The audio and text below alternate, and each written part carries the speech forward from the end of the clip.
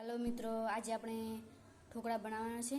જેના માટે મેં લીધા છે આ 1 કટોરી ચોખા અને આ 1 કટોરી લીધી છે આ મગની દાળ અને આ 1 કટોરી લીધી છે અડદની દાળ, જેને આપણે બરાબર મિક્સ કરીને આપણે એને પાણી રેડીને પલાળી દઈશું।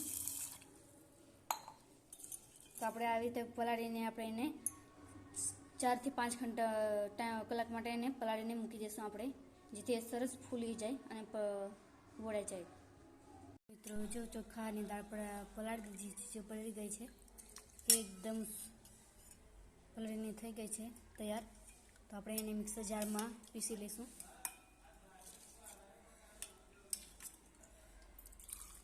તો આપણે એને મિક્સર જારમાં પીસી લઈશું અને એમાં મેં નાખ્યા છે 2 મરચાંના ટુકડા નાખ્યા છે અને આપણે એને પીસી લઈશું।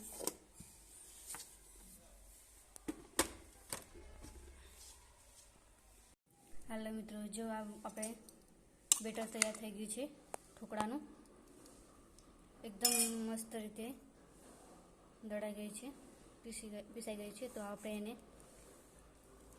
મિક્સ કરી નાખશું।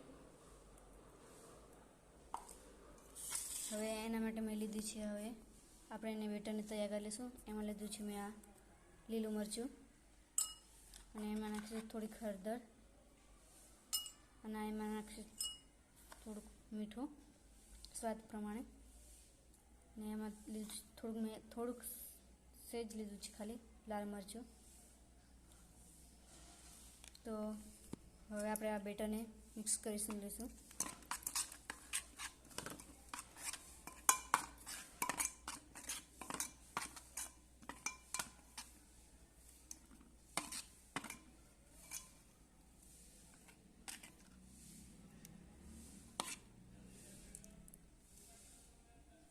તો તૈયાર છે આપણો આ ઢોકળાનું બેટર તૈયાર છે। તો હવે આપણે એને બાફવા માટે મૂકી દઈશું। તો હેલો મિત્રો, જો આપણે બેટર તૈયાર થઈ ગયું છે, તો આપણે એના માટે આપણે એમાં થોડોક સોફ્ટ એવા મળવા માટે ઢોકળા માટે આપણે થોડોક ઈનો નાખ્યો છે અને હવે આ ડીશમાં આપણે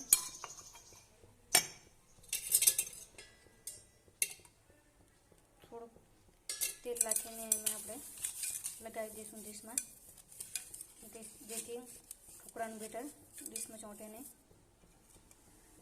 હવે આપણે એને બેટરને ડીશમાં પાથરી લઈશું।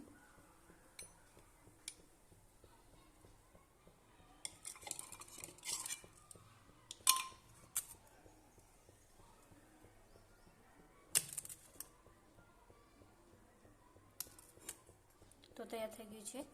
હવે આપણે મેં પહેલેથી જ પાણી ગરમ કરવા મૂકી દીધું છે, તો આપણે એમાં ડીશ મૂકી દઈશું।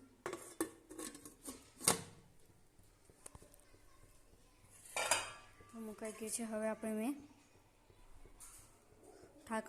ઢાંકી દઈશ।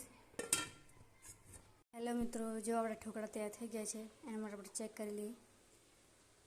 જો ચમચામાં જે પણ ચોંટતું નહીં, એટલે જેથી આપણા ઢોકળા તૈયાર થઈ ગયા છે।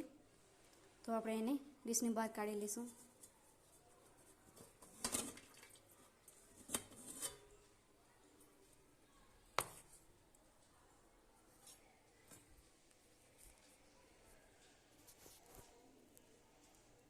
જો તૈયાર થઈ ગયા છે ને, હવે આપણે એને કાપી લઈશું।